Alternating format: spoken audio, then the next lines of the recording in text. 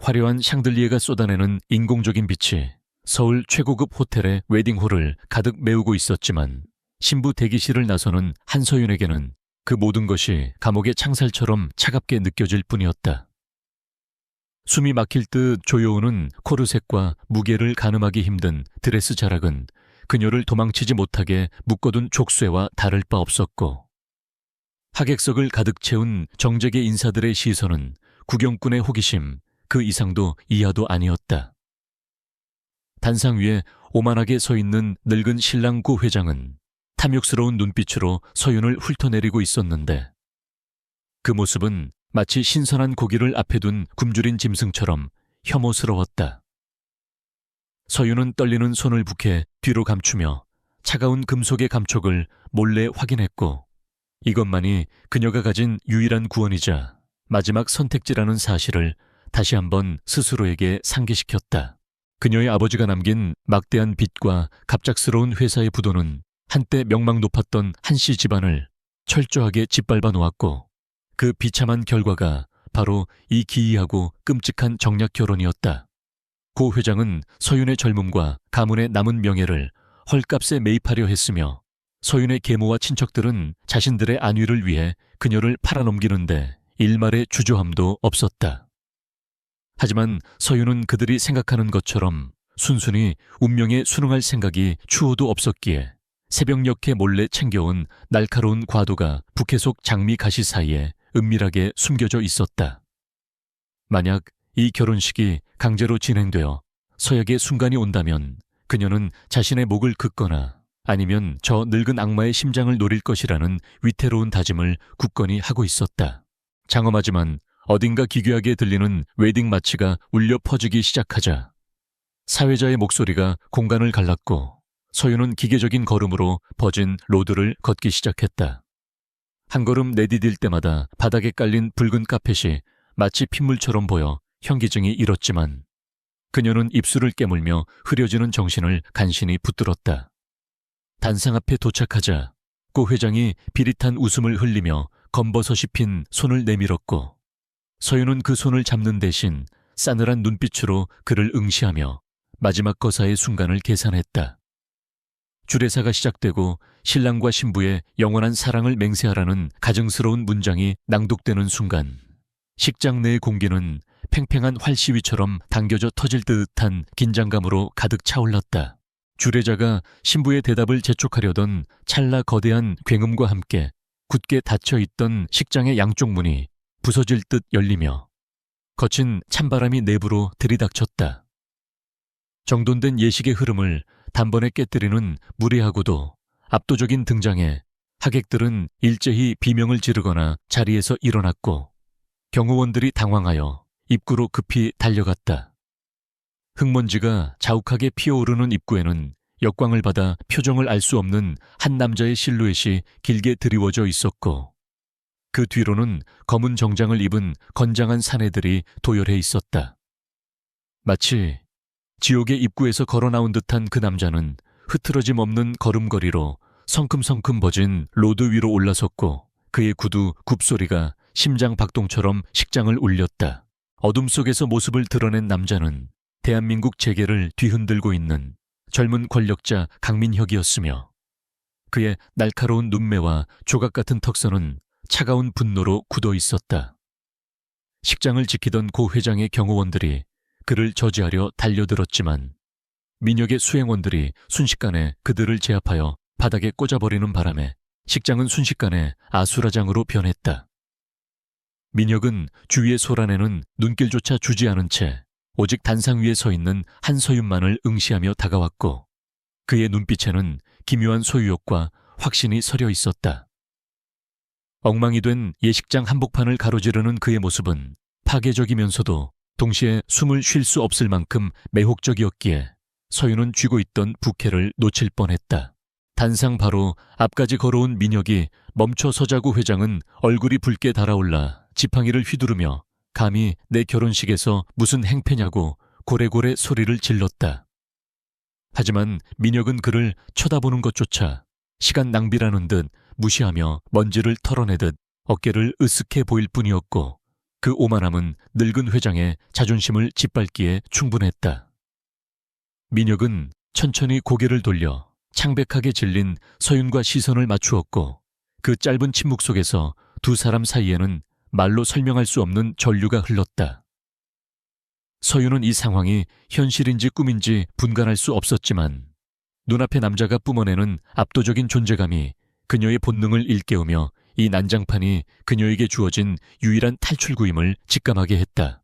강민혁은 서윤의 떨리는 손에서 부케를 낚아채 바닥에 던져버리고는 그녀의 손목을 강한 악력으로 거머쥐며 선언하듯 입을 열었다.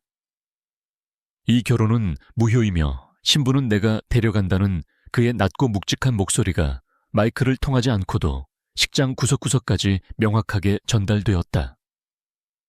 당황한 고 회장이 경호원들을 부르짖었지만 이미 식장은 민혁의 수하들에 의해 완전히 장악된 상태였고 아무도 감히 그 앞을 막아서지 못했다. 민혁은 멍하니 서 있는 서윤을 자신의 쪽으로 확 끌어당기며 귓가에 낮게 속삭였는데 그 말은 구원의 약속이라기보다는 악마의 달콤한 제안처럼 들렸다. 지금 이 손을 뿌리치면 당신은 영원히 지옥에 남게 될 거라는 그의 경고에 서윤은 스스로 그의 손을 꽉 맞잡았다. 식장을 빠져나와 대기하고 있던 검은색 최고급 세단의 뒷좌석에 몸을 실을 때까지 서윤은 자신의 발이 지면에 닿는 감각조차 느낄 수 없을 만큼 정신이 혼미한 상태였다. 등 뒤에서는 여전히 고 회장의 비명에 가까운 고함 소리와 경호원들의 거친 몸싸움 소리가 섞여 들려왔지만 육중한 차문이 닫히는 순간 그 모든 소음은 거짓말처럼 차단되었다.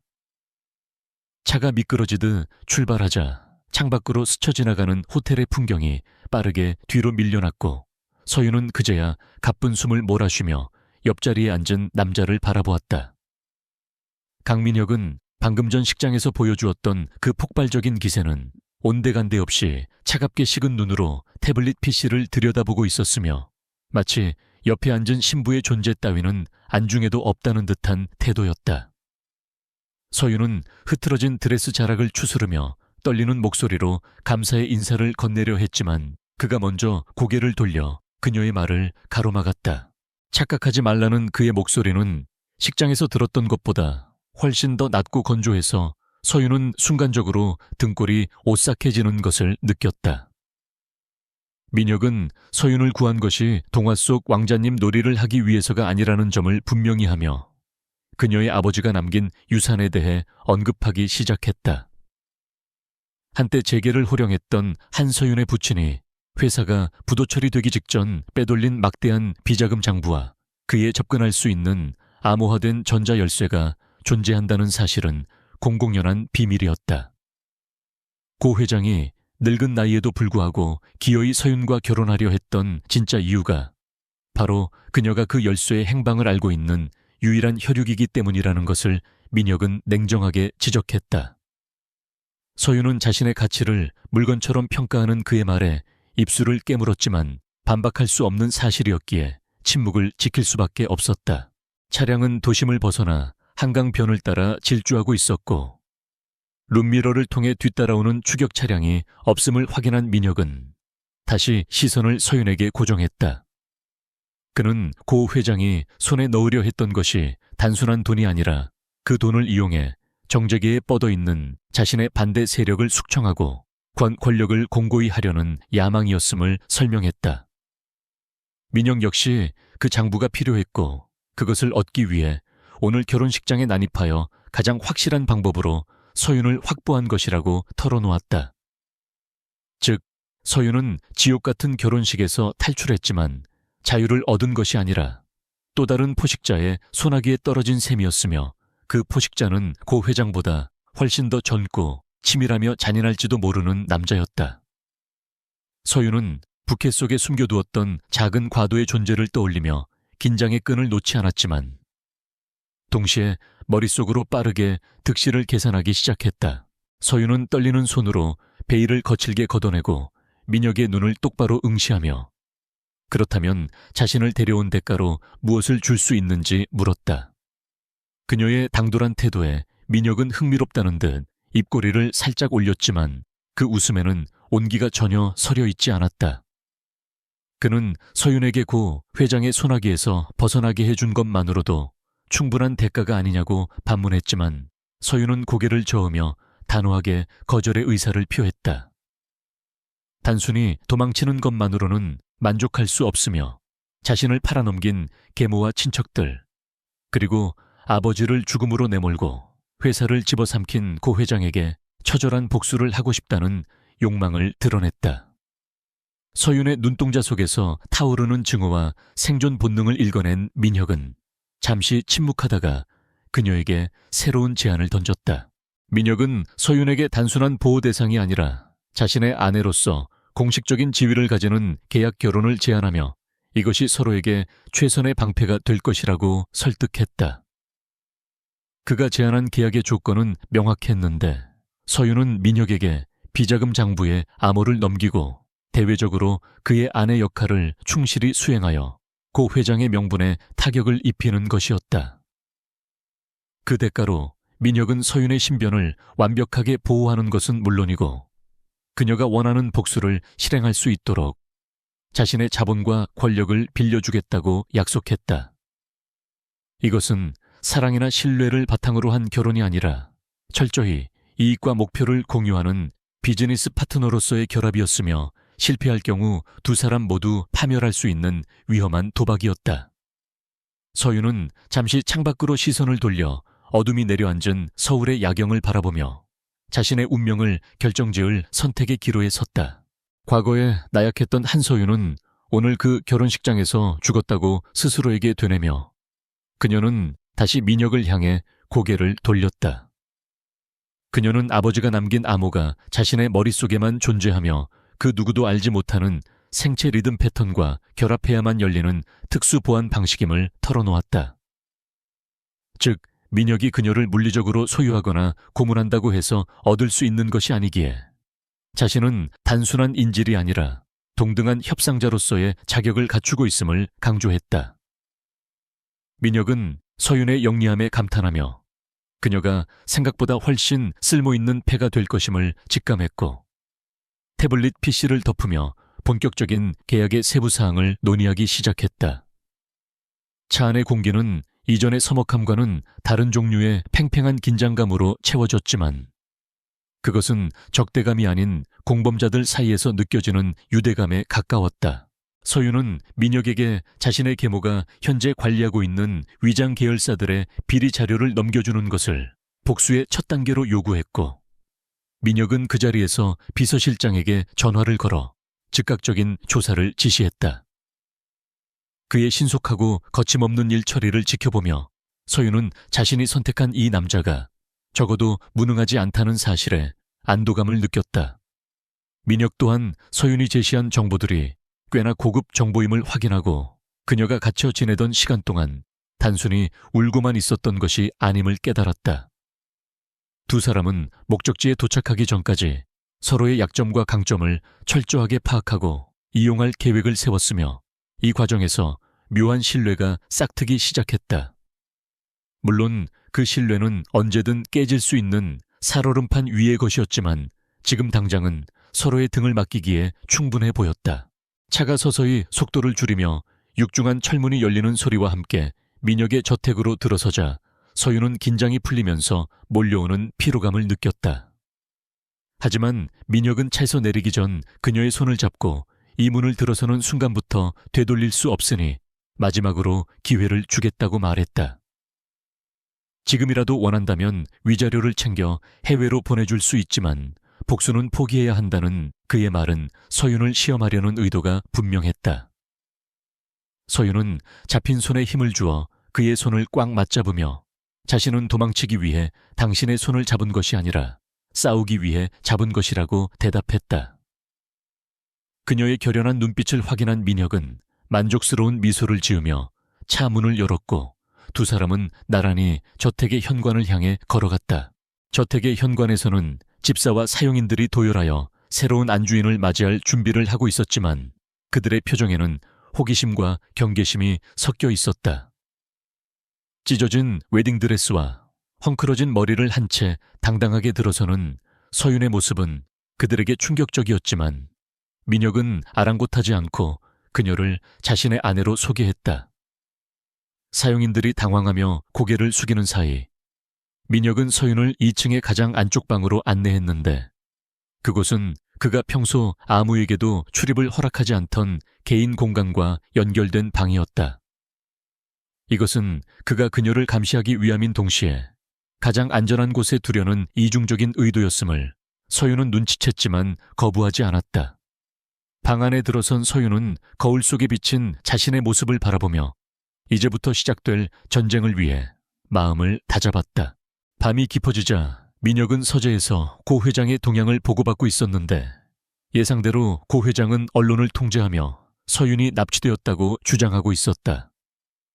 민혁은 조소하며 언론 담당팀에게 반박 자료를 배포하고 내일 아침 주식시장이 열리기 전에 대규모 인수합병 소식을 터뜨릴 것을 지시했다. 서윤과의 결혼 발표 또한 그 전략의 일환으로 포함되어 있었기에 내일이면 대한민국 전체가 두 사람의 이야기로 떠들썩해질 것이 분명했다. 민혁은 와인잔을 기울이며 위층에 있는 서윤을 생각했고 그녀가 과연 이 거대한 폭풍을 견뎌낼 수 있을지 가늠해 보았다. 그녀는 생각보다 강인했지만 아직 다듬어지지 않은 원석과 같았기에 자신이 그녀를 어떻게 세공하느냐에 따라 치명적인 무기가 될 수도 있고 부서져 버릴 수도 있었다. 잠시 후 씻고 나온 서윤이 민혁의 서재 문을 두드리고 들어왔을 때 그녀는 드레스를 벗고 민혁의 셔츠를 걸친 상태였다. 그녀는 민혁의 맞은편 소파에 앉으며 계약서의 초안을 작성해 왔다고 말하며 종이 한 장을 내밀었다. 그 종이에는 서로의 사생활을 존중하되 목표 달성 시까지 배신하지 않는다는 조항과 함께 수익 배분율까지 꼼꼼하게 적혀 있었다. 민혁은 그녀의 철두철미함에 헛웃음을 터뜨리며 펜을 들어 서명란에 거침없이 자신의 이름을 적어 넣었다. 이것으로 두 사람 사이의 악마와의 계약은 공식적으로 성립되었고 이제 그들은 공동의 적을 향해 칼날을 겨누는 운명 공동체가 되었다. 창밖에는 비가 내리기 시작했고 빗소리는 앞으로 그들에게 닥칠 시련을 예고하는 듯했지만 두 사람의 눈빛은 그 어느 때보다 뜨겁게 타오르고 있었다. 낯선 천장을 바라보며 잠에서 깨어난 한서윤은 창문을 통해 쏟아지는 아침 햇살이 비현실적으로 평화롭다고 느꼈지만 곧바로 자신이 처한 현실을 자각하고 침대에서 일어났다.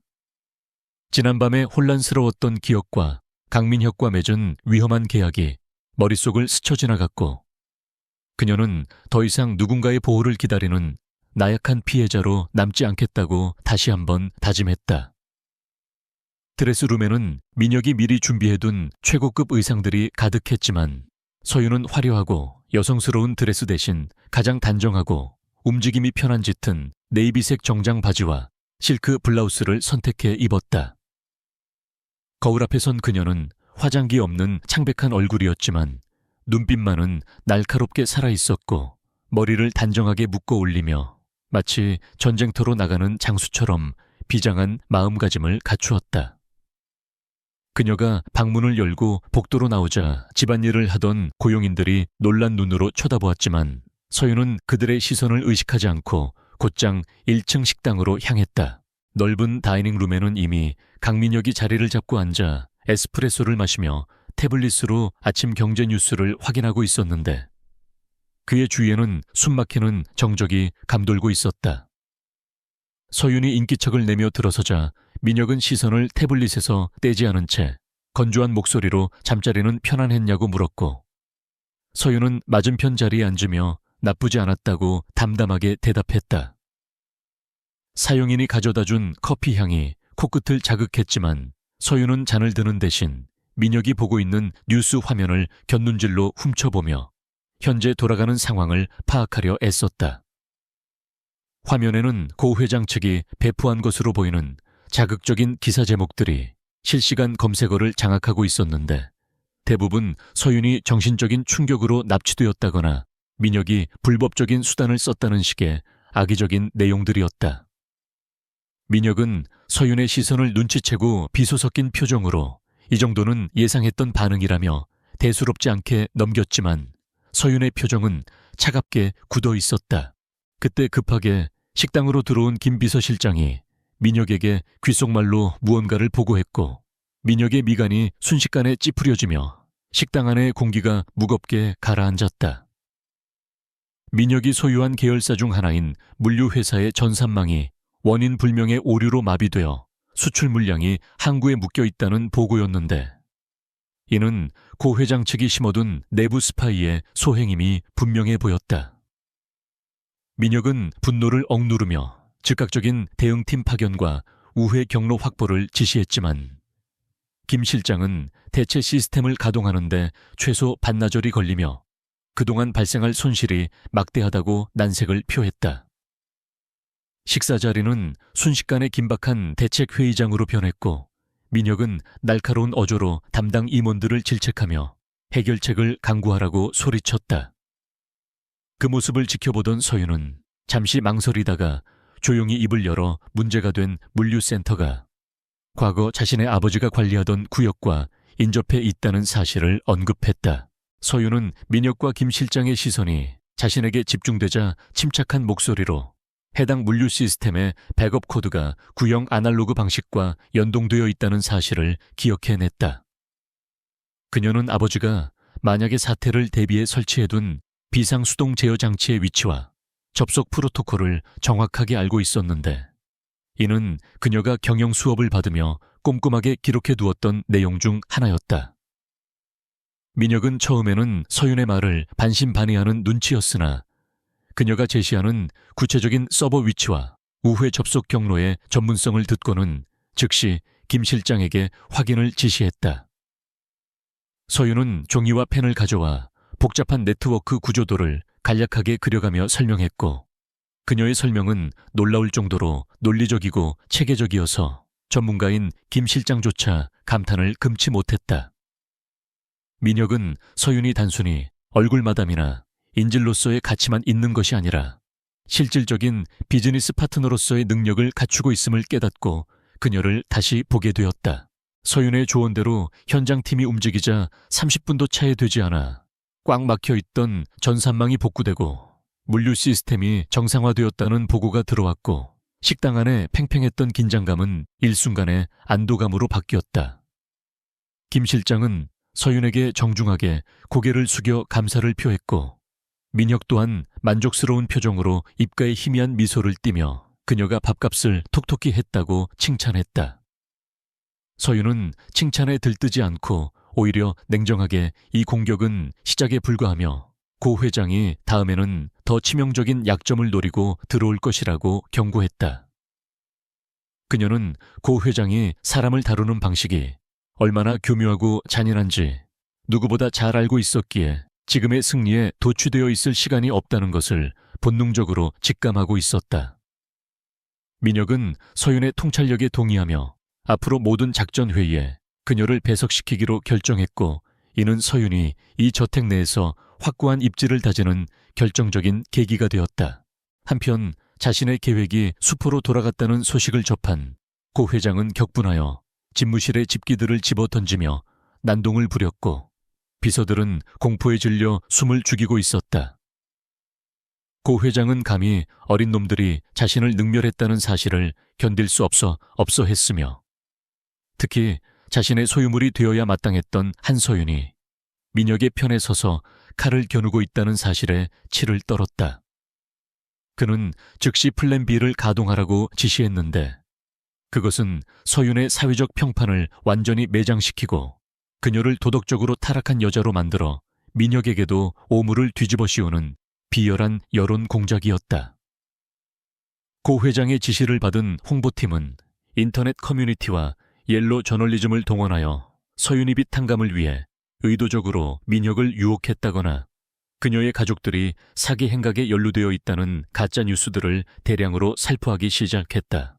오후가 되자 인터넷과 방송은 온통 서윤에 대한 자극적인 가십으로 도배되었고 그녀의 신상 정보는 물론이고 돌아가신 부모님에 대한 모욕적인 댓글들까지 걷잡을 수 없이 퍼져나갔다. 민혁의 저택 거실에서 태블릿으로 쏟아지는 악성 기사들을 확인하던 서윤은 손끝이 하얗게 질릴 정도로 기기를 꽉 쥐었지만 결코 눈물을 보이지는 않았다. 화면 속의 그녀는 탐욕스러운 꽃뱀이자 페류나로 묘사되어 있었고, 심지어 그녀를 팔아넘겼던 계모와 친척들이 피해자 코스프레를 하며 인터뷰하는 영상까지 올라오고 있었다. 그것은 명백한 인격 살인이었으며 서윤의 멘탈을 붕괴시켜 스스로 무너지게 만들려는 고 회장의 전형적인 수법이었다. 곁에서 지켜보던 민혁이 말없이 태블릿을 빼앗아 화면을 꺼버리며 보지 않는 것이 좋겠다고 충고했지만 서윤은 고개를 저으며 현실을 직시해야 한다고 단호하게 말했다. 민혁은 서윤이 무너지거나 히스테리를 부릴 것이라고 예상했지만 그녀는 오히려 차분하게 분노를 사귀며 방역을 준비하고 있었고, 그 모습은 마치 폭풍 속에서도 흔들리지 않는 뿌리 깊은 나무와 같았다. 서윤은 민혁에게 정면 돌파를 제안하며 내일 예정된 자선 경매 행사에 당신과 함께 공식적으로 참석하고 싶다는 의사를 밝혔다. 숨어서 루머가 잠잠해지기를 기다리는 것은 인정하는 꼴밖에 되지 않으니 보란듯이 사람들 앞에 서서 건재함을 과시하고 고 회장의 면전에서 웃어주겠다는 것이 그녀의 계획이었다. 민혁은 위험할 수도 있다고 만류하려 했으나 서윤의 눈동자 속에서 타오르는 뜨거운 불꽃을 보고는 그녀의 제안을 수락할 수밖에 없었다. 그는 서윤이 단순한 장식품이 아니라 자신의 옆에 설 자격이 충분한 동반자임을 인정하며 즉시 최고의 스타일리스트 팀과 경호팀을 호출하여 내일의 쇼를 준비하도록 지시했다. 저녁 식사 시간 민혁은 서윤에게 내일 행사장에서 고 회장을 마주치게 될 것이며 그가 뱉어낼 모욕적인 언사들을 견뎌낼 각오가 되었는지 다시 한번 확인했다. 서윤은 와인잔을 우아하게 기울이며 자신이 견뎌야 할 것은 모욕이 아니라 그를 당장 죽이고 싶은 살이를 참아내는 인내심일 뿐이라고 차갑게 대꾸했다. 두 사람 사이에는 묘한 전우애와 긴장감이 동시에 흘렀고 밤이 깊어질수록 그들의 결속력은 외부의 공격 덕분에 역설적으로 더욱 단단해지고 있었다. 창밖에는 굵은 빗줄기가 쏟아지고 있었지만 저태가는 내일 있을 결전을 앞둔 폭풍전야의 고요함으로 가득 차 있었고, 서윤은 거울을 보며 내일 세상이 보게 될 사람은 도망친 신부가 아니라 복수의 화신일 것이라고 스스로에게 최면을 걸었다. 서울 도심의 화려한 야경이 내려다 보이는 최고급 호텔의 그랜드 볼룸은 자선 경매 행사를 위해 모여든 정재계 인사들과 유명인들로 인산인해를 이루고 있었지만 그들의 시선은 모두 입구 쪽을 향해 고정되어 있었다. 인터넷과 언론을 뜨겁게 달구었던 스캔들의 주인공인 강민혁과 한서윤이 공식 석상에 처음으로 모습을 드러내는 자리였기에 호기심과 비난 그리고 질시가 뒤섞인 묘한 공기가 흐르고 있었다. 리무진 문이 열리고 강민혁이 먼저 내려 손을 내밀자 핏빛처럼 붉은 벨벳 드레스를 입은 한서윤이 우아하게 그 손을 잡고 차에서 내렸는데 그녀의 모습은 도망친 신부의 초라함과는 거리가 멀었다. 민혁이 선물한 다이아몬드 목걸이가 그녀의 하얀 목선 위에서 차갑게 빛나고 있었고 그녀의 당당한 눈빛은 쏟아지는 카메라 플래시, 세례 앞에서도 전혀 위축되지 않은 채 오히려 그 모든 관심을 즐기는 듯 보였다. 민혁은 서윤의 허리를 단단하게 감싸 안으며 주변을 향해 무언의 경고를 보냈고 두 사람은 마치 개선장군처럼 레드카펫을 가로질러 행사장 안으로 들어섰다. 행사장 내부는 겉으로 보기에 평온하고 우아한 사교의 장처럼 보였지만 실상은 서로의 이익을 탐색하고 약점을 잡으려는 하이에나들의 전쟁터와 다를 바 없었다. 사람들은 삼삼오오 모여 샴페인 잔을 들고 민혁과 서윤을 힐끔거리며 수군거렸는데 그들의 대화 주제는 단연고 회장과의 악연과 한서윤의 과거에 대한 저급한 소문들이었다. 하지만 민혁은 그런 시선들을 철저히 무시한 채 서윤을 에스코트하며 주요 인사들과 자연스럽게 인사를 나누었고 서윤 또한 기품 있는 미소와 세련된 화법으로 상대방을 응대하며 민혁의 파트너로서 손색 없는 모습을 보여주었다. 그녀가 보여주는 지적이고 차분한 태도는 인터넷에 퍼진 악성 루머들이 거짓일지도 모른다는 의심을 심어주기에 충분했고, 몇몇 인사들은 그녀의 매력에 압도되어 호의적인 태도로 돌아서기도 했다.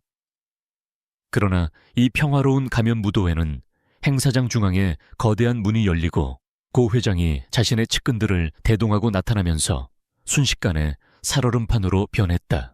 고 회장은 지팡이를 짚고 거만하게 걸어 들어오며 좌중을 압도하려 했으나 민혁과 서윤을 발견하자 얼굴이 붉게 달아오르며 노골적인 저기를 드러냈다. 그는 주위의 시선을 의식한 듯 짐짓 여유로운 척하며 다가왔지만 그 입에서 튀어나온 말들은 비수처럼 날카롭고 천박하기 그지없었다. 그는 서윤을 향해 배은망덕한 계집이라며 죽은 아비의 빚을 갚아주려 했던 자신의 자비를 원수로 갚았다고 목소리를 높였고, 주위 사람들은 흥미로운 구경거리가 생겼다는 듯 숨을 죽이고 귀를 기울였다. 고 회장은 여기서 멈추지 않고 민혁을 향해 어린 놈이 남의 여자를 가로채고 사기극을 벌이고 있다며 당장 경찰을 불러 이들을 끌어내야 한다고 고래고래 소리를 질렀다. 그의 작전은 공개적인 장소에서 두 사람에게 씻을 수 없는 모욕을 주고 도덕적인 흠집을 내야내어 사회적으로 매장시키려는 의도가 다분했다. 민혁이 나서서 그를 제지하려 했으나 서윤이 민혁의 팔을 살며시 잡으며 고개를 저었고, 그녀는 한 발자국 앞으로 나서며 고 회장과 정면으로 마주섰다. 서윤은 조금도 떨리지 않는 목소리로 고 회장의 말이 끝나이르즈 끝나기를 기다렸다가 마이크를 잡고 행사장에 울려 퍼지도록 차분하게 반박을 시작했다. 그녀는 고 회장이 언급한 빚 탕감이 사실은 회사의 알짜 자산을 헐값에 매입하기 위한 불법적인 채권 추심이었음을 지적하며 그 증거가 바로 이 자리에 있는 자선재단의 회계장부에 숨겨져 있다고 폭로했다. 사람들의 웅성거림이 커지자 고 회장은 당황하며 무슨 헛소리냐고 윽박질렀지만 서윤은 눈 하나 깜짝하지 않고 자신의 머릿속에 저장된 데이터를 끄집어내기 시작했다. 그녀는 고 회장이 자선사업이라는 명목으로 운영해온 재단이 실제로는 비자금을 세탁하고 탈세를 돕는 창구였음을 구체적인 날짜와 송금 내역, 그리고 차명 계좌 번호까지 읊어가며 낱낱이 까발렸다. 서여윤의 입에서 쏟아져 나오는 정보들은 너무나 구체적이고 치명적이어서 고 회장은 반박할 말을 잃고 입을 떡 벌린 채 굳어버렸다. 그녀는 지난 5년간 고 회장이 후원금 명목으로 빼돌린 금액이 정확히 얼마인지, 그리고 그 돈이 어느 페이퍼 컴퍼니로 흘러 들어갔는지를 마치 눈앞에 장부를 펴놓고 읽는 것처럼 정확하게 기억해내어 읊조렸다. 현장에 있던 경제 전문 기자들은 서윤의 발언을 받아 적느라 바빴고 고 회장의 측근들은 사색이 되어 어쩔 줄 몰라 했다. 서윤은 마지막으로 고 회장을 차갑게 내려다보며 당신이 두려워하는 것은 배은망덕한 며느리가 아니라 당신의 추악한 진실을 알고 있는 목격자라고 일갈했다. 그것은 단순한 폭로를 넘어 썩어빠진 권력에 대한 선전포고였으며 그 자리에 있던 모든 사람들에게 한서윤이라는 여자가 결코 만만히 볼 상대가 아님을 각인시키는 순간이었다. 궁지에 몰린 고 회장은 얼굴이 흑빛이 되어 뒷걸음질 쳤고 주위 사람들의 시선은 이제 경멸과 조소로 바뀌어 그를 향하고 있었다. 민혁은 이 타이밍을 놓치지 않고 고 회장에게 다가가 귓가에 낮게 속삭이며 당신의 시대는 끝났으니 이제 그만 무대에서 내려오라고 종지부를 찍었다. 경호원들에게 끌려나가듯 행사장을 빠져나가는 고 회장의 뒷모습은 처량하기 그지없었고 그를 지켜보던 사람들은 승리자인 민혁과 서윤에게 박수를 보내지는 않았지만 두려움 섞인 경외의 눈빛을 보냈다. 상황이 정리되자 민혁은 서윤의 어깨를 감싸고 테라스 쪽으로 이끌었는데 그녀의 손이 미세하게 떨리고 있음을 느낄 수 있었다.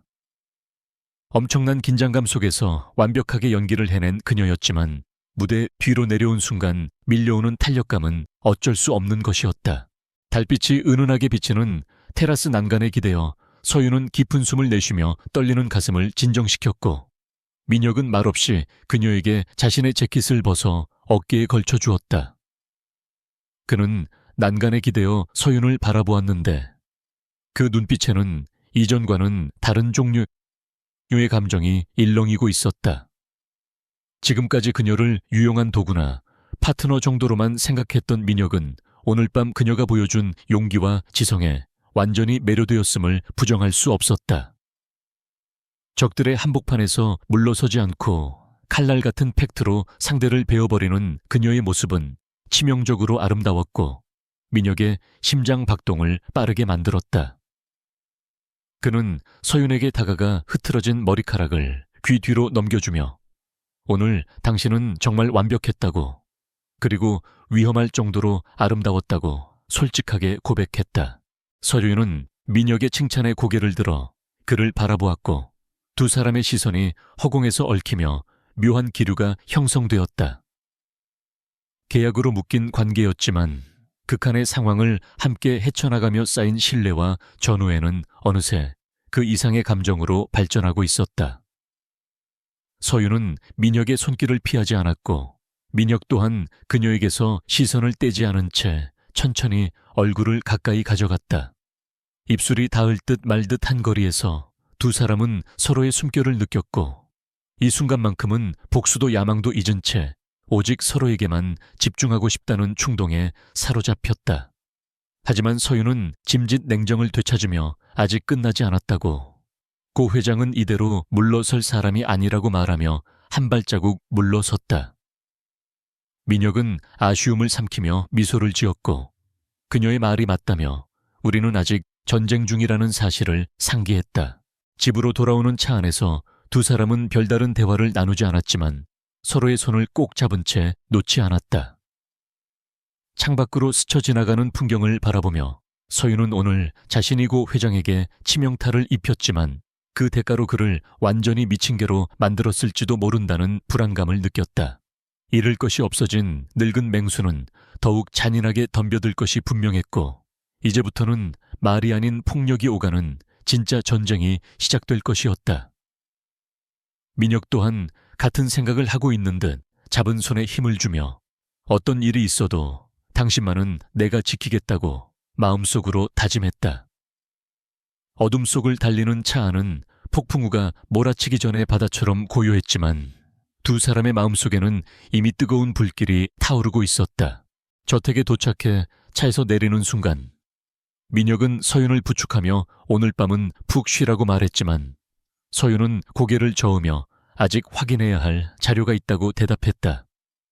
그녀의 지치지 않는 열정에 민혁은 혀를 내두르며 그녀를 따라 서재로 향했고 두 사람은 늦은 밤까지 머리를 맞대고 고 회장의 다음 수를 예측하며 방어 계획을 세웠다. 책상 위에 펼쳐진 수많은 서류들과 모니터 불빛 아래서 두 사람의 그림자는 하나로 겹쳐져 있었고 그것은 앞으로 닥쳐올 시련 앞에서도 결코 떨어지지 않을 것임을 암시하는 듯했다. 서윤은 문득 고개를 들어 집중하고 있는 민혁의 옆모습을 바라보며 이 남자를 위해서라면 지옥 불에라도 뛰어들 수 있을 것 같다는 낯선 감정을 느꼈다. 욕망으로 시작된 관계였지만 이제 그 빛은 사랑이라는 이름으로 변해가고 있었다. 자선 경매 행사에서의 통쾌한 승리가 가져다준 흥분이 채 가시기도 전인 그날 밤 강민혁과 한서윤이 탄 차량은 억수같이 쏟아지는 빗줄기를 뚫고 한적한 국도를 달리고 있었다. 차창을 때리는 빗소리가 마치 불길한 징조처럼 거세게 울리고 있었지만 뒷좌석에 앉은 두 사람은 서로의 온기를 느끼며 잠시나마 평화로운 침묵을 공유하고 있었다. 하지만 맞은편 차선에서 전조등을 끈 채 무서운 속도로 돌진해 오는 대형 트럭을 발견한 운전기사가 급하게 핸들을 꺾으며 비명을 지르자 그 평화는 산산조각이 나버렸다. 민혁은 본능적으로 위험을 감지하고 서윤의 머리를 감싸 안으며 자신의 온몸을 던져 그녀를 덮쳤고 곧이어 귀를 찢는 듯한 굉음과 함께 차량이 가드레일을 들이받고 전복되었다. 세상이 뒤집히는 듯한 충격 속에서도 민혁은 끝까지 서윤을 놓지 않았고 날카로운 유리 파편과 찌그러진 차체가 자신의 등을 파고드는 고통을 이를 악물며 견뎌냈다. 사고 현장은 찢겨나간 타이어 타는 냄새와 비릿한 피 냄새, 그리고 빗소리가 뒤섞여 아비규환을 이루고 있었는데, 정신을 차린 서윤은 자신을 감싸고 있는 민혁의 몸이 축 늘어져 있음을 깨닫고 공포에 질려 비명을 질렀다. 민혁의 머리와 등에서는 붉은 피가 쉴 새 없이 쏟아져 나와 서윤의 흰 드레스를 적시고 있었고, 그의 호흡은 금방이라도 끊어질 듯 위태롭게 이어지고 있었다. 멀리서 사이렌 소리가 들려오고 구조대원들이 찌그러진 차문을 뜯어내는 동안 서윤은 떨리는 손으로 민혁의 얼굴을 어루만지며 제발 눈을 뜨라고 울부짖었다. 고 회장이 보낸 암살자들이 확인 사살을 위해 다가오려 했으나 뒤따라오던 경호 차량과 경찰이 도착하자 그들은 어둠 속으로 황급히 자취를 감추었다. 구급차에 실려 병원으로 이송되는 내내 서윤은 민혁의 차가워진 손을 놓지 않았고, 이 남자가 자신을 대신해 죽음의 문턱에 섰다는 사실에 심장이 갈기갈기 찢어지는 듯한 고통을 느꼈다. 병원 수술실 앞에 붉은 등이 켜지고 의료진들이 분주하게 오가는 동안 서윤은 수술실 문 앞에 주저앉아 멍하니 자신의 손에 묻은 민혁의 피를 바라보고 있었다. 그것은 단순한 계약관계나 비즈니스 파트너라는 건조한 단어로는 설명할 수 없는 감정의 소용돌이를 불러일으켰고, 서윤은 그제야 자신이 이 남자를 깊이 사랑하고 있었음을 뼈저리게 자각했다. 민혁은 자신의 야망을 위해 서윤을 이용하려 했던 냉혈한처럼 보였지만, 결정적인 순간에는 자신의 목숨을 바쳐 그녀를 지켜낸 진정한 기사였다. 서윤은 흘러내리는 눈물을 닦아낼 생각조차 하지 못하고, 그가 깨어나기만 한다면 자신의 모든 것을 바쳐서라도 그를 살리겠다고 신에게 간절히 기도했다. 그때 창백한 얼굴로 달려온 김 비서실장이 수술실 앞에 무거운 침묵을 깨고 조심스럽게 다가와 현재 상황이 생각보다 훨씬 심각하게 돌아가고 있음을 보고했다. 김 실장의 보고에 따르면 고 회장은 민혁이 사고로 사경을 헤매고 있다는 소식을 듣자마자 기다렸다는 듯이 임시 주주총회를 소집하고 이사회를 매수하여 경영권을 탈취하려 하고 있었다. 그는 민혁의 유고 상황을 틈타 강 회장 일가를 몰아내고 꼭두각시 사장을 앉혀 그룹을 공중분해시킬 계획을 세우고 있었으며, 이미 언론에는 민혁이 사망했을지도 모른다는 미확인 루머를 퍼뜨리고 있었다. 김 실장은 지금 당장 누군가가 나서서 사태를 수습하지 않으면 민혁이 수술실에서 살아서 나온다 해도 돌아갈 곳이 없을 것이라고 절망적인 목소리로 말했다. 그 말을 들은 서윤의 눈동자가 순식간에 차가운 이성을 되찾으며 빛나기 시작했고, 그녀는 자리에서 일어나 피 묻은 드레스를 털어내며 결연한 표정을 지었다. 그녀는 김 실장에게 당장 갈아입을 옷과 민혁의 위임장, 그리고 이사들의 약점이 담긴 비밀 파일을 준비하라고 지시했다. 1시간 뒤 그룹 본사 대외의실은 민혁의 부재를 틈타 권력을 잡으려는 탐욕스러운 이사들과 고 회장의 사주를 받은 외부 인사들로 가득 차 시끄러운 소음이 끊이지 않고 있었다. 그들은 민혁의 건강 상태를 과장하며 그를 해임하고 새로운 경영체제를 수립해야 한다는 안건을 날치기로 통과시키려 하고 있었다. 의장이 의사봉을 두드리며 안건 상정을 선포하려던 찰나 육중한 회의실 문이 열리고 말끔한 검은색 정장 차림의 한서윤이 경호원들을 대동하고 당당하게 들어섰다. 좌중의 시선이 일제히 그녀에게 쏠렸고 누군가가 여기가 어디라고 감히 들어오느냐고 고함을 쳤지만 서윤은 눈 하나 깜짝하지 않고 의장석을 향해 똑바로 걸어갔다. 그녀는 단상 위에 서서 싸늘한 눈빛으로 회의실을 둘러보며 자신이 강민혁 대표이사의 법적 대리인이자 아내로서 이 자리에 섰음을 명확하게 선언했다. 회의실 안은 순식간에 찬물을 끼얹은 듯 조용해졌지만 곧이어 몇몇 늙은 이사들이 여자가 나설 자리가 아니라며 비웃음을 흘리거나 자격 시비를 걸어오기 시작했다. 하지만 서윤은 준비해온 서류 뭉치를 테이블 위에 거칠게 던지며 그들의 입을 다물게 만들었는데 그 서류에는 민혁이 만약에 사태를 대비해 작성해둔 정원 위임장과 주식량도 증서가 포함되어 있었다. 서윤은 마이크를 잡고 흔들림 없는 목소리로 현재 회사의 위기 상황을 정확하게 진단하고 고 회장 측과 내통하고 있는 배신자들의 명단을 하나하나 호명하며 그들의 비리 내역을 낱낱이 읊어나갔다. 그녀의 입에서 자신의 차명 계좌와 횡령 액수가 구체적으로 언급되자 기세등등하던 이사들의 얼굴은 사색이 되어 굳어졌고 회의실의 분위기는 순식간에 서윤의 동무대로 바뀌었다. 그녀는 단순히 남편의 자리를 지키러 온 내조자가 아니라 회사의 생사여탈권을 쥐고 있는 냉철한 경영자로서 그들 앞에 군림했다. 서윤은 공포에 질린 이사들을 향해 지금 당장 고 회장과의 관계를 끊고 자신에게 충성을 맹세하지 않으면 이 자료들을 검찰에 넘기고 주주 대표 소송을 진행하겠다고 초강수를 두었다. 그녀가 보여주는 카리스마와 압도적인 정보력은 민혁의 그것과 너무나 닮아 있어서 이사들은 감히 반기를 들 엄두조차 내지 못하고 고개를 숙일 수밖에 없었다. 서윤은 즉석에서 비상경영위원회를 발족시키고 스스로 위원장 자리에 올라 고 회장의 인수 시도를 원천 봉쇄하는 안건을 만장일치로 통과시켰다. 회의가 끝나고 모두가 물러간 텅 빈 회의실에 홀로 남은 서윤은 다리가 풀려 의자에 주저앉았지만 그녀의 손은 승리의 기쁨보다는 수술실에 있는 민혁에 대한 걱정으로 가늘게 떨리고 있었다. 그녀는 창밖으로 보이는 회색빛 도시를 바라보며 민혁이 깨어날 때까지 이 자리를 목숨 걸고 사수하겠다고 다짐했다. 다시 병원으로 돌아온 서윤은 중환자실 유리창 너머로 산소호흡기에 의지해 힘겹게 숨을 쉬고 있는 민혁의 모습을 바라보며 가슴이 미어지는 슬픔을 느꼈다. 의사는 수술은 성공적이었으나 뇌에 가해진 충격으로 인해 의식을 회복할 수 있을지는 장담할 수 없다는 절망적인 소견을 내놓았지만 서윤은 그 말을 믿지 않았다. 그녀는 묵윤복을 입고 중환자실로 들어가 민혁의 차가운 손을 잡고 귓가에 끊임없이 말을 걸며 그를 어둠 속에서 불러내려 애썼다.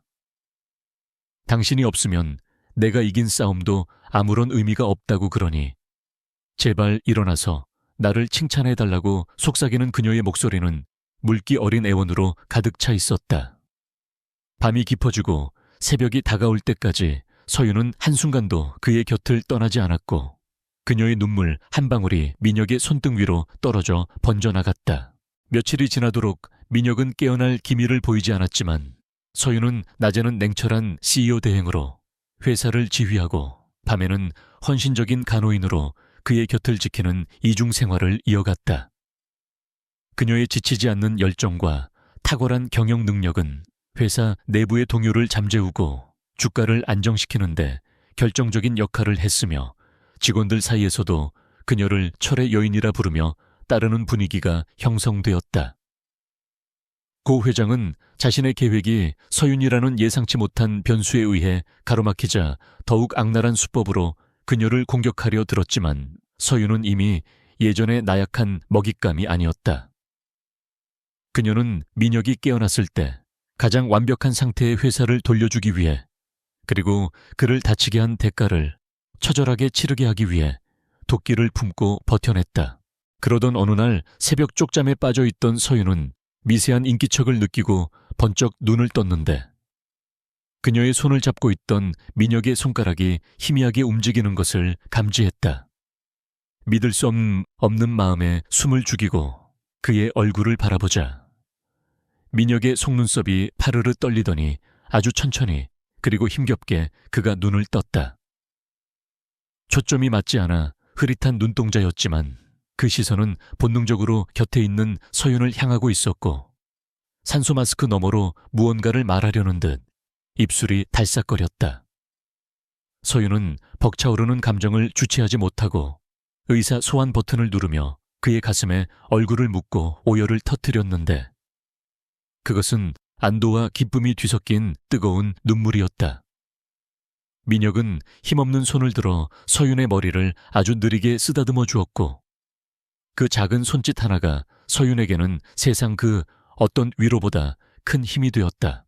의료진들이 달려와 민혁의 상태를 체크하는 동안 서윤은 병실 한 구석에서 감격에 젖어 그 광경을 지켜보고 있었고, 민혁은 고통스러운 와중에도 시선을 서윤에게 고정한 채 놓지 않았다.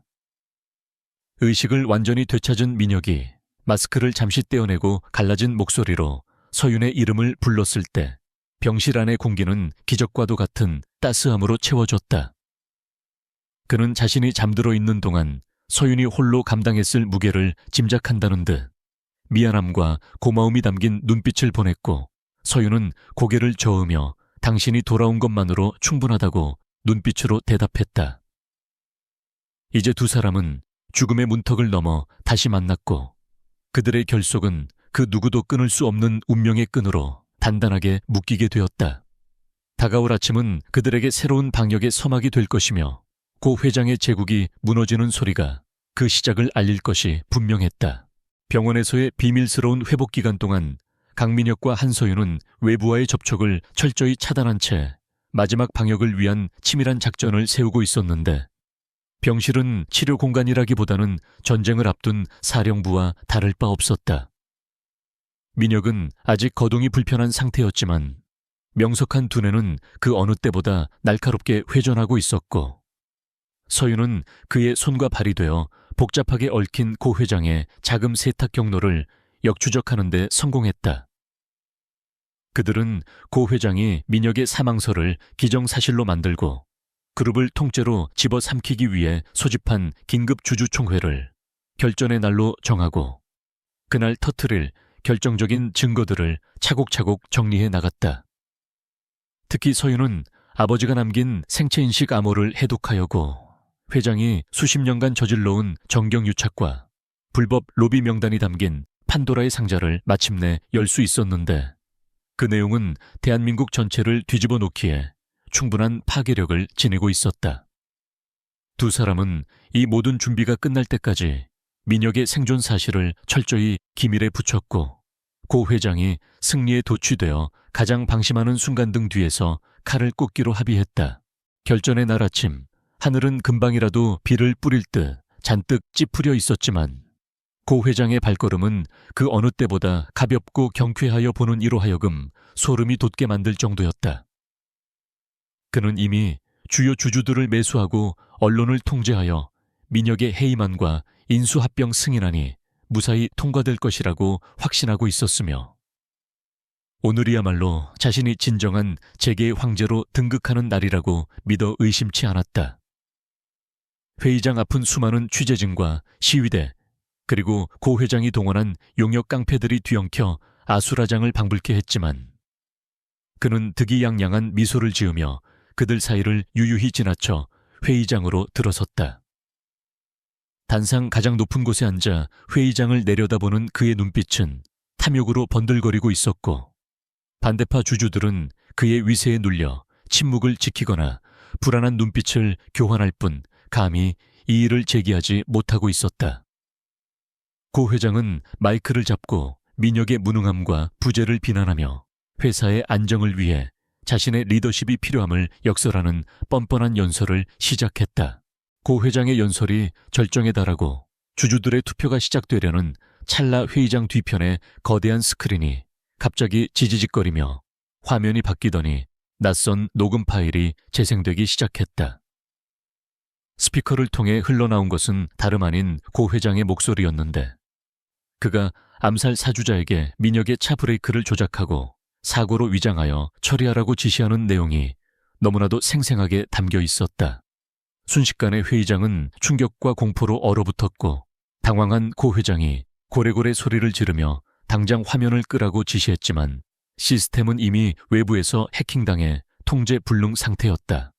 그때 회의장의 문이 활짝 열리고 한서윤이 차가운 표정으로 걸어 들어왔는데, 그녀의 뒤로는 휠체어에 앉아있지만 그 누구보다 강렬한 눈빛을 하고 있는 강민혁이 모습을 드러냈다.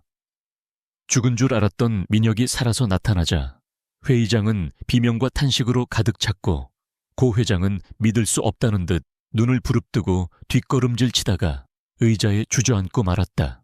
민혁은 힘겹지만 단호한 동작으로 휠체어에서 일어나 단상을 향해 천천히 걸어갔는데 그 한 걸음 한 걸음이고 회장의 심장을 옥죄는 사형 선고와도 같았다.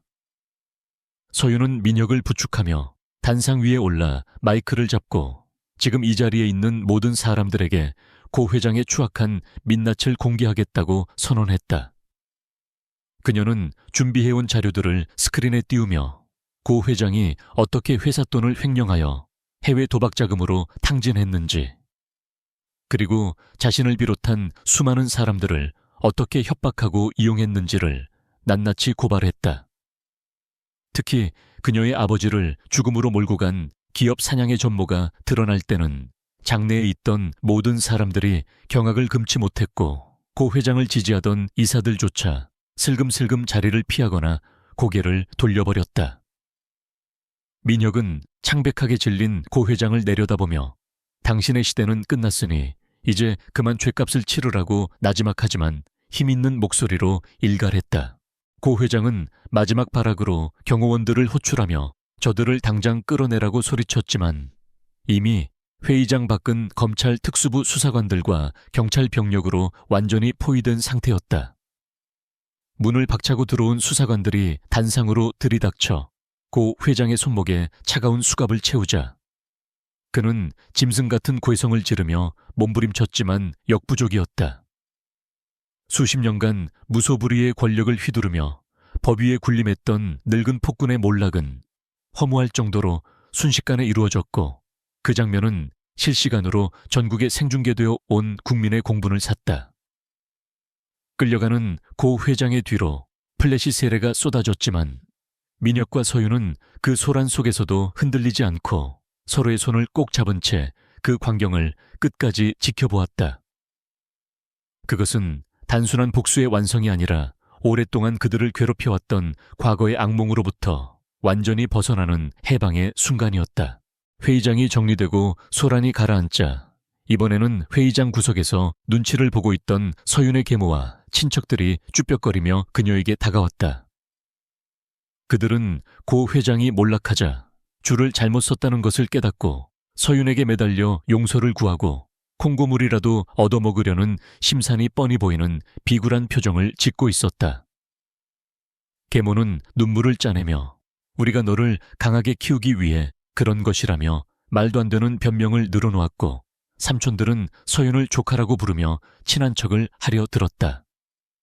하지만 서윤은 그들을 향해 싸늘한 미소를 지으며 내 가족은 이미 오래전에 죽었다고 단칼에 잘라 말해 그들의 입을 막아버렸다. 그녀는 민혁의 경호원들에게 눈짓하여 그들을 밖으로 내쫓으라고 지시했고 절규하며 끌려나가는 그들의 모습을 보면서도 서윤의 눈에는 일말의 동정심도 서려 있지 않았다.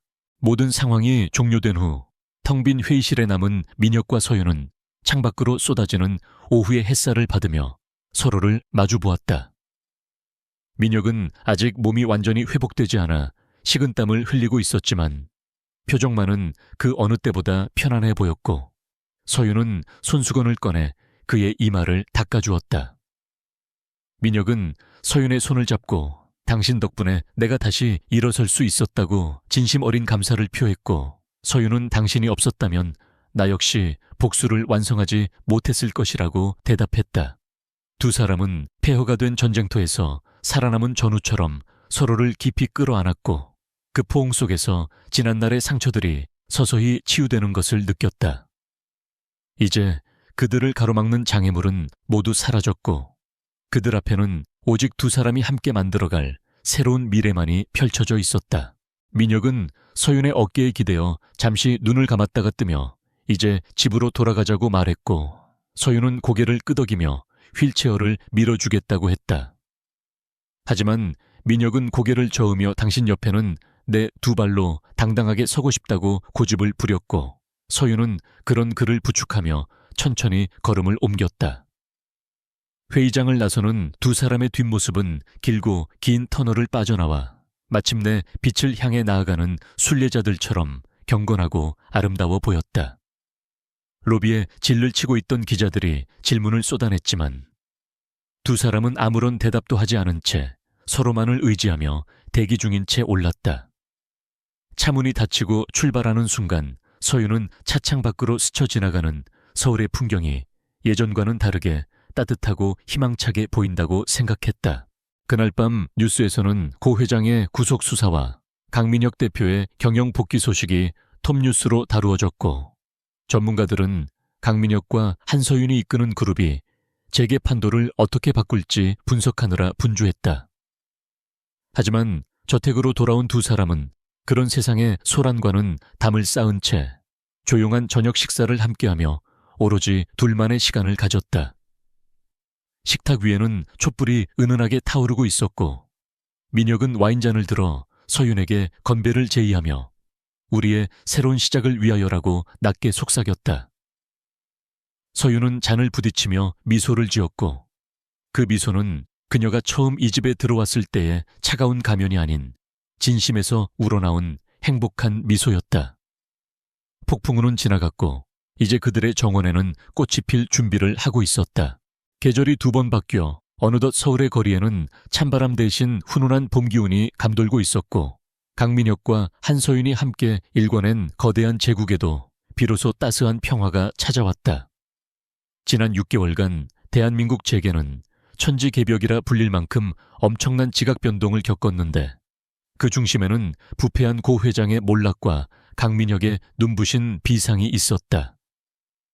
법원은 고 회장에게 횡령과 살인교사 혐의를 인정하여 무기징역을 선고했고, 한때 난공불락의 요새처럼 보였던 그의 그룹은 공중분해되어 건실한 계열사들은 민혁의 그룹으로 흡수 합병되었다.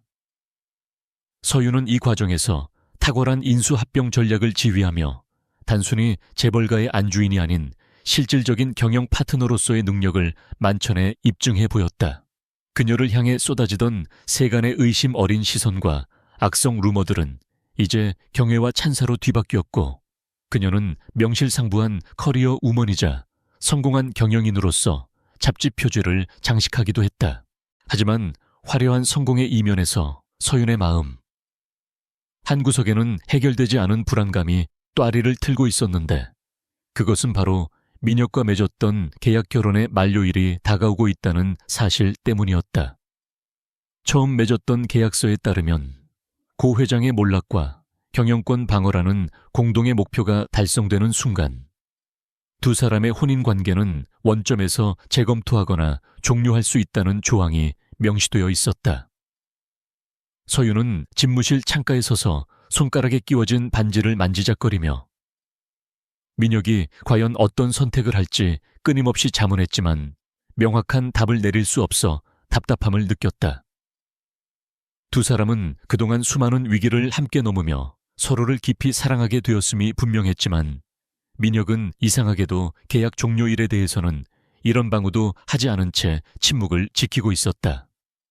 서윤은 혹시 그가 목표를 이루었으니 이제 자신을 자유롭게 놓아주려는 것은 아닌지, 아니면 비즈니스 파트너로서의 관계만 유지하려는 것은 아닌지 두려운 상상에 잠기곤 했다. 그러던 어느 날 오후 민혁의 비서실장이 서윤의 사무실을 방문하여 정중하게 봉투 하나를 건넸는데, 그 안에는 오늘 저녁 7시에 특정 장소로 오라는 초대장이 들어있었다.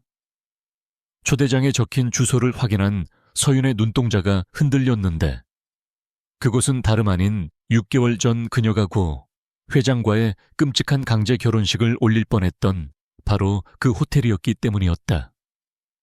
민혁이 왜 하필 그 악몽 같은 장소로 자신을 부르는지 의아했지만, 서윤은 그에게 무언가 깊은 뜻이 있을 것이라 믿고 퇴근 후 준비된 차량에 올랐다. 호텔에 도착해 로비에 들어선 서윤은 주위를 둘러보고 놀라움을 금치 못했는데, 어둡고 중후했던 과거의 인테리어는 온데간데 없고 밝고 화사한 톤으로 리모델링되어 완전히 다른 공간처럼 느껴졌기 때문이었다. 알고 보니 민혁은 고 회장의 자산 중 이 호텔을 가장 먼저 인수하여 낡은 흔적을 모두 지워버리고 새로운 시작을 상징하는 공간으로 탈바꿈시켜 놓았던 것이다. 직원의 안내를 받아 도착한 곳은 바로 그 웨딩홀이었는데, 굳게 닫혀있던 문이 열리자 서윤은 눈앞에 펼쳐진 광경에 숨을 멈추고 말았다. 6개월 전 공포와 절망으로 가득 찼던 그 공간은 이제 수천 송이의 하얀 리시안시오스와 은은한 촛불로 장식되어 마치 천상의 화원처럼 아름답게 변해 있었다. 하객석은 텅 비어 있었지만 단상 위에는 턱시도를 말끔하게 차려입은 강민혁이 서서 그녀를 기다리고 있었고, 그 모습은 흡사 동화 속의 한 장면처럼 비현실적으로 느껴졌다. 서윤은 떨리는 가슴을 부여잡고 버진 로드를 향해 한 걸음씩 내디뎠는데, 이번에는 억지로 끌려가는 걸음이 아니라 사랑하는 사람을 향해 스스로 걸어가는 설렘 가득한 발걸음이었다. 민혁은 그녀가 가까이 다가오자 환한 미소를 지으며 단상 아래로 내려와 그녀를 맞이했고, 두 사람은 아무 말 없이 서로의 눈을 바라보며 벅차오르는 감정을 나누었다. 민혁은 서윤의 손을 잡고 그녀를 단상 위로 이끌었고, 품 안에서 낡은 종이 한 장을 꺼내 보여주었는데, 그것은 6개월 전 두 사람이 작성했던 결혼 계약서였다. 민혁은 서윤이 보는 앞에서 그 계약서를 천천히 그리고 단호하게 찢어버리며 종이 조각들이 꽃가루처럼 바닥으로 흩날리는 것을 지켜보았다. 그는 서윤의 눈을 똑바로 응시하며 우리 사이에 더 이상 이런 종이 조각은 필요 없다고, 이제는 비즈니스가 아닌 진짜 부부로서의 삶을 시작하고 싶다고 고백했다. 민혁의 목소리는 떨리고 있었지만 그 안에 담긴 진심은 그 어느 때보다 묵직하게 서윤의 심장을 울렸고, 그녀는 참았던 눈물을 터뜨리며 고개를 끄덕였다. 민혁은 6개월 전 결혼식장에서 그녀를 납치하듯 데려갔던 것을 사과하며, 오늘은 당신의 의지로 나를 선택해달라고 무릎을 꿇고 정식으로 청혼했다. 서윤은 눈물 범벅이 된 얼굴로 환하게 웃으며 기꺼이 당신의 아내가 되겠다고 대답했고, 민혁은 준비해둔 반지를 꺼내 그녀의 손가락에 끼워주었다. 그 반지는 과거의 구속을 의미하는 족쇄가 아니라 두 사람의 영원한 사랑과 신뢰를 상징하는 징표였으며, 보석보다 더 빛나는 가치를 지니고 있었다. 민혁이 일어나 서윤을 힘껏 끌어안자 텅 빈 웨딩홀에는 두 사람만을 위한 축복의 음악이 잔잔하게 울려 퍼지기 시작했다. 6개월 전 이곳은 서윤에게 지옥과도 같은 곳이었지만 이제는 민혁 덕분에 세상에서 가장 행복한 추억이 깃든 장소로 다시 태어나게 되었다. 두 사람은 서로의 입술을 찾으며 깊고 진한 키스를 나누었고, 그 순간 그들을 둘러싼 공기마저 달콤하게 변하는 듯했다. 예식을 마친 후 두 사람은 호텔 테라스로 나와 샴페인 잔을 기울이며 서울의 야경을 내려다보았는데, 그 풍경은 과거와 다를 바 없었지만 그들이 느끼는 감상은 완전히 달랐다. 민혁은 서윤에게 앞으로도 수많은 시련과 도전이 우리를 기다리고 있겠지만 당신과 함께라면 그 어떤 것도 두렵지 않다고 말했다. 서윤 또한 민혁의 어깨에 머리를 기대며, 우리는 이미 지옥불 속에서도 살아남은 사람들이니 앞으로 펼쳐질 어떤 폭풍우도 우리를 갈라놓을 수 없을 것이라고 화답했다. 두 사람은 서로의 손을 굳게 맞잡으며 지난날의 상처를 딛고 더 단단해진 사랑으로 미래를 향해 나아갈 것을 밤하늘의 별들 앞에서 맹세했다. 그들의 사랑은 욕망에서 시작되었지만 시련을 거치며 불순물이 모두 타버리고 순수한 결정체로 남게 된 것이었다. 며칠 후 민혁과 서윤은 공식적인 기자회견을 열고 두 사람의 재결합과 그룹의 새로운 비전을 발표하는 자리를 가졌다. 수많은 플래시 세례 속에서도 두 사람은 서로의 손을 놓지 않았고, 그들의 당당하고 행복한 모습은 전파를 타고 전국으로 퍼져나갔다. 사람들은 그들을 보며 진정한 사랑의 힘과 역경을 극복한 인간 승리의 드라마에 감동했고, 그들은 젊은이들의 롤모델로 급부상하게 되었다. 기자회견을 마치고 나오는 길 서윤은 문득 6개월 전 민혁이 결혼식장 문을 박차고 들어오던 순간을 떠올리며 피식 웃음을 터뜨렸다. 민혁이 왜 웃느냐고 묻자 서윤은 그때 당신은 정말 무례하고 제멋대로인 악당 같았지만 동시에 세상에서 가장 멋진 구세주였다고 솔직하게 털어놓았다. 민혁은 서윤의 말에 쑥스러운 듯 코를 만지작거리며 그때는 당신을 구해야겠다는 생각 하나밖에 없어서 앞뒤 잴 겨를이 없었다고 변명했다. 하지만 그는 다시 그때로 돌아간다고 해도 똑같이 행동했을 것이라며 당신을 내 여자로 만들기 위해서라면 악마가 되는 것도 마다하지 않았을 것이라고 덧붙였다. 서윤은 그런 민혁의 팔짱을 끼며 이제는 악마가 아니라 나의 영원한 남편으로서 곁에 있어 달라고 애교 섞인 목소리로 말했다. 두 사람은 서로를 마주보며 환하게 웃었고 그 웃음소리는 복도 끝까지 경쾌하게 울려 퍼졌다. 이제 그들은 더 이상 과거의 그림자에 쫓기는 도망자가 아니라 자신들의 운명을 스스로 개척해 나가는 주인이 되었다. 집으로 돌아오는 차 안에서 서윤은 창밖을 바라보며 문득 아버지의 산소를 찾아가야겠다고 생각했다. 아버지가 남긴 유산 때문에 큰 고초를 겪었지만 결과적으로 그 유산 덕분에 민혁을 만날 수 있었고 회사를 되찾을 수 있었으니 이제는 편히 쉬시라고 말씀드리고 싶었다. 민혁은 서윤의 생각을 읽은 듯 이번 주말에 함께 성묘를 가자고 제안했고 서윤은 고마움의 표시로 그의 손등에 가볍게 입을 맞췄다. 차는 부드럽게 도로를 미끄러져 나갔고 라디오에서는 감미로운 재즈 음악이 흘러나오며 평온한 저녁 시간을 더욱 풍성하게 만들었다. 서윤은 민혁의 어깨에 기대어 잠시 눈을 감았고 꿈속에서도 그와 함께하는 행복한 미래를 그리며 미소를 지었다. 세월이 흐르고 계절이 바뀌어도 두 사람의 사랑은 변하지 않을 것이며 그들이 함께 써 내려갈 이야기는 언제나 현재 진행형일 것이다. 억지 결혼식으로 시작된 인연이 필연적인 운명으로 완성되기까지 그들은 먼 길을 돌아왔지만 그만큼 서로의 소중함을 뼈저리게 깨닫게 되었다. 민혁과 서윤은 이제 서로가 서로에게 가장 든든한 버팀목이자 안식처가 되어줄 것이며 그 어떤 시련이 닥쳐와도 맞잡은 두 손을 절대 놓지 않을 것이다. 저택의 거실에 앉아 함께 앨범을 넘겨보며 지난 추억을 회상하는 두 사람의 모습은 평화롭고 아름다웠으며 창밖에는 찬란한 아침 햇살이 그들의 앞날을 축복하듯 쏟아져 내리고 있었다. 문이 열리고 새로운 세상이 그들을 기다리고 있었지만 이번에는 혼자가 아니라 둘이 함께였다.